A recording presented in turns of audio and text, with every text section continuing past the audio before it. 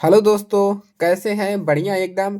तो आपका जो इंग्लिश का पेपर है वो आपका 7 मार्च को है, ठीक है। तो आपको करना क्या है, अपने प्रश्न पत्र को समझ लेना है कि किस प्रकार से अपने प्रश्न पत्र को आपको क्या करना है, उसको लिखित करना है, यानी कि लिख कर आना है अच्छे अच्छे से, ताकि आपको बढ़िया से बढ़िया नंबर मिले और अच्छा से अच्छा प्रतिशत आपका बन सके, ठीक है। तो इसी के बारे में चर्चा करेंगे, समझाएंगे पेपर को कैसे आपको प्रश्नों को समझना है।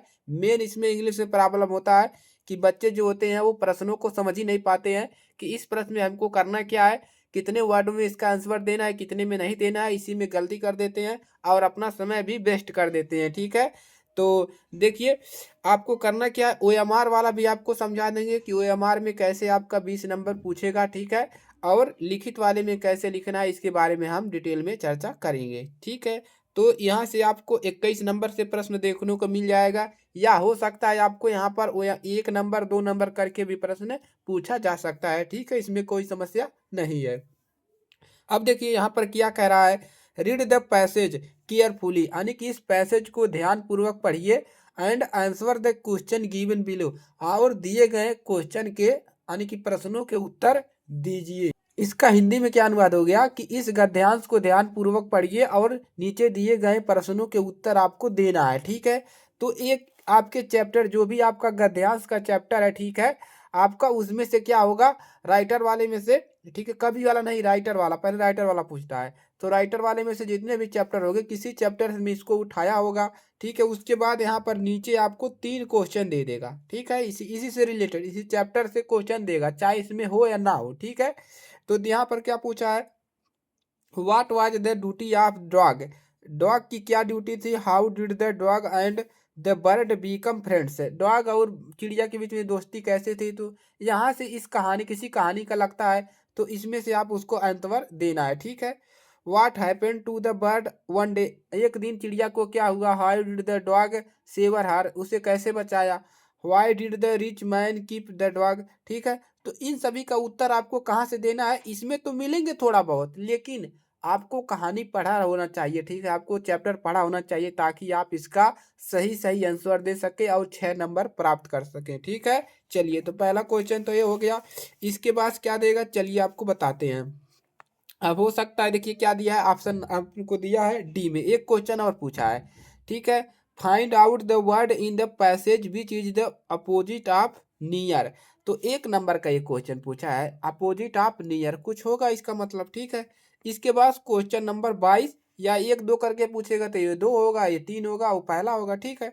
Answer any one of the flowing, इसमें से क्या करना है, किसी एक का उत्तर लिखना है। 2 क्वेश्चन दिया है और यहाँ पर क्या कह रहा है, आंसर एनी वन, यानी कि केवल एक का उत्तर आपको देना है दिए गए प्रश्नों में से, ठीक है।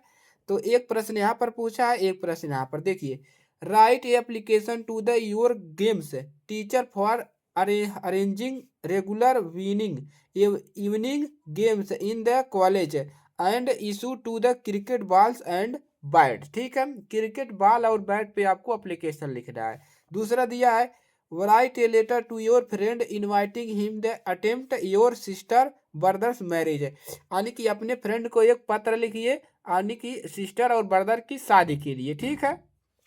तो पहला वाला आ रहा है तो पहला ऑप्शन करिए, दूसरा वाला आ रहा है तो दूसरा ऑप्शन करिए, कोई समस्या नहीं है, ठीक है। चलिए, इसके बाद से क्वेश्चन नंबर 23 में या 3 पे पूछेगा, answer any one of the following in about 80 से 100 वर्ड है।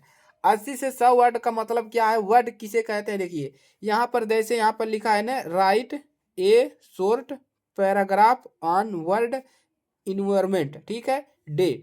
तो देखिए यहाँ पर कितने वर्ड हुए, इसको, इस पूरे को क्या कहेंगे, एक वर्ड, इस पूरे को एक वर्ड, इसको एक वर्ड, इसको एक वर्ड, इस पूरे को एक वर्ड। तो इस प्रकार से 1 2 3 4 5 6 7 8 वर्ड इसमें है। तो इसी प्रकार से आपको 80 वर्ड में लिखना है इसका उत्तर, ठीक है। कितने में, 80 वर्ड में आपको लिखना है। तो एक एक वर्ड मिल गया, तो जैसा आप जानते हैं, ठीक है। तो 80 वर्डों से 100 वर्ड के ऊपर ना हो और 80 से कम भी ना हो, ठीक है। तो इसमें 2 क्वेश्चन पूछा है, बी वाला पूछा है, look at the picture above carefully taking suggestion from it, right an article on grow more tree in reduce pollution, यानी कि यहाँ पर कुछ बच्चे पेड़ लगा रहे हैं, इसको देखिए और इसका उत्तर देखिए। जो बच्चे पेड़ लगा रहे हैं वो ग्रो कर रहा है, उससे क्या हमको यानी कि क्या सावधानियां बरतनी है, क्या इससे हमको लाभ मिलेगा। ठीक है, चलिए इसके बाद हो सकता है क्वेश्चन नंबर 24 मिले या 4 मिले। री री writing the flowing by changing into indirect speech. इसको क्या करना है, चेंजिंग इंटो इनडायरेक्ट स्पीच में, इनडायरेक्ट स्पीच है तो इनको डायरेक्ट स्पीच में है, इनडायरेक्ट स्पीच में चेंज करना है। दूसरा क्या पूछा है, change the flowing into passive voice. क्या करना है, देखिए ये जो दिया गया है इसको पैसिव वॉइस में चेक करना है, चेंज करना है। A new teacher will teach S grammar, तो देखिए इसको पैसिव वॉइस में, इस लाइन वाले को पैसिव वॉइस में बनाना है। ठीक है, सी पे पूछा है, दो दो नंबर का पूछ रहा है ग्रामर से। पंचुकेट द फ्लोइंग, इसका पंचुकेट लिखना है। ठीक है, ये हो गया। इसके बाद तीसरा पे पूछा है translate the following into English, Hindi दे दिया है, इसको कह रहा है कि इसको ट्रांसलेट करिए अंग्रेजी में। भारत एक प्राचीन देश है, तो India is the historical country, तो कुछ भी आप यहाँ पर क्या कर सकते हैं, लिख सकते हैं। ठीक है, जो भी इसका अंग्रेजी अनुवाद होगा उसी को आपको शुद्ध शुद्ध लिखना है। इतना क्लियर हो गया। ठीक है, तो 4 और 6 4 10 नंबर आपके ये हो गए, आपके ग्रामर वगैरह से ऊपर भी आपके ग्रामर से ही था। ठीक है, इसके बाद क्या पूछेगा चलिए बताते हैं। अब देखिए या 5 नंबर पे हो सकता है ये पूछे या 25 पे।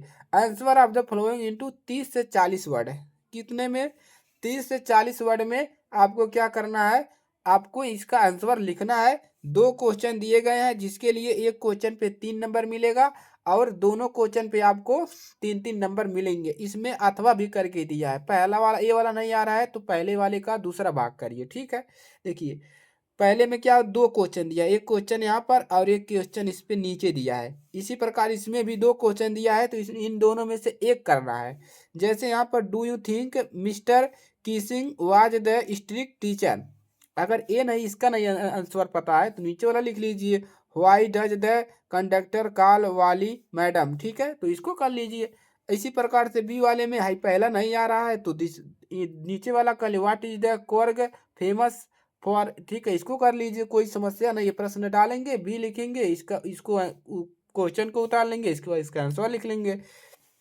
इसके बाद 6 नंबर पे पूछेगा, 26 नंबर पे answer any on the following into avoid 60 word.